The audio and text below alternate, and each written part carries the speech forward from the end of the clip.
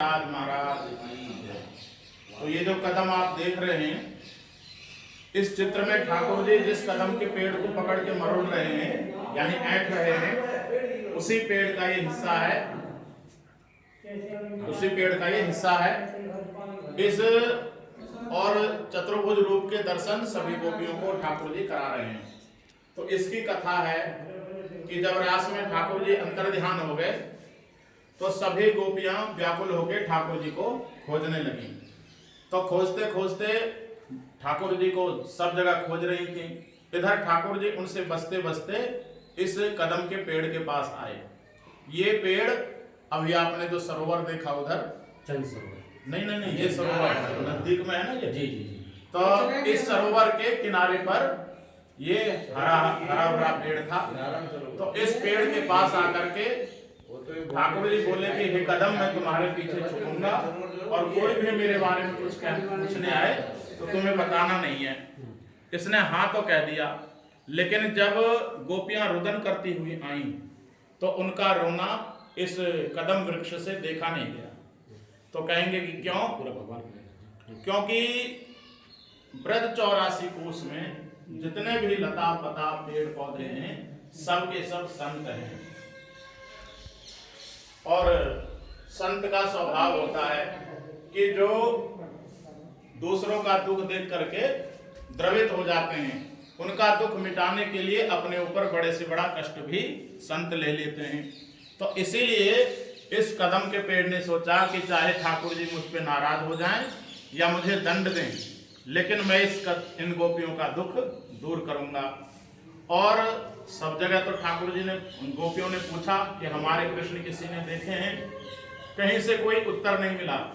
इस कदम से पूछा भी नहीं और इसने बता दिया कि गोपियों, तुम जिसके लिए रुदन कर रही हो वो तो मेरे पीछे ही छुपे हुए हैं, रोने का क्या काम है, उनके दर्शन कर लो। तो सुनकर के गोपियां बड़ी हर्षित हुई और ठाकुर जी के दर्शन करने के लिए पेड़ के पीछे पहुंची। जब पीछे पहुंची तब तक ठाकुर जी ने गोपियों से बचने के लिए चतुर्भुज रूप धारण कर लिया कि भाई मेरा तो भेद इसने खोल दिया, तो इसे तो बाद में देखेंगे, पहले गोपियों से बचा जाए। तो गोपियों से बचने के लिए ये शंख चक्र गदा पद्मधारी नारायण भगवान का रूप ले लिया। तो इस रूप को देख करके गोपियां कहने लगी कि ये तो हमारे कृष्ण नहीं हैं, हमारे कृष्ण तो मुरली वाले, दो हाथ वाले हैं, ये तो शंख चक्र गदा पद्मधारी नारायण हैं। हम अपने कृष्ण को खोज रही हैं, हम नारायण को नहीं खोज रही हैं। ऐसा कहकर के गोपियां चली गईं। बाद में भागवत में चर्चा आती है, जब गोपी गीत गाया तब भगवान उनके बीच प्रकट हो गए।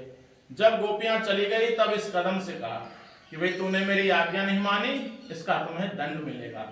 ऐसा कहकर के हमारे ब्रज में कहते हैं कि कमर में बांधो फेंटा और पकड़ कदम को ऐंठा, इसको पकड़ के मरोड़ दिया।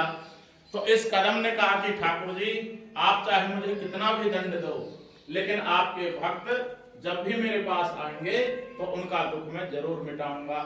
आपके दंड की मुझे जरा भी परवाह नहीं है, आपके भक्त मेरे पास आके प्रसन्न हो जाएं, मेरी बस यही कामना सदा रहेगी।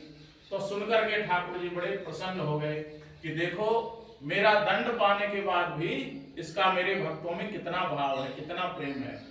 तो ठाकुर जी ने इसको फिर पहले तो गुस्से से मरोड़ा कि तूने क्यों बताया, लेकिन फिर प्रेम से इसको गले से लगाया और इससे कहा कि मेरे प्यारे कदम, जो मुझसे ज्यादा मेरे भक्तों को मानता है, ऐसा भक्त तो मुझे प्राणों से भी प्यारा है।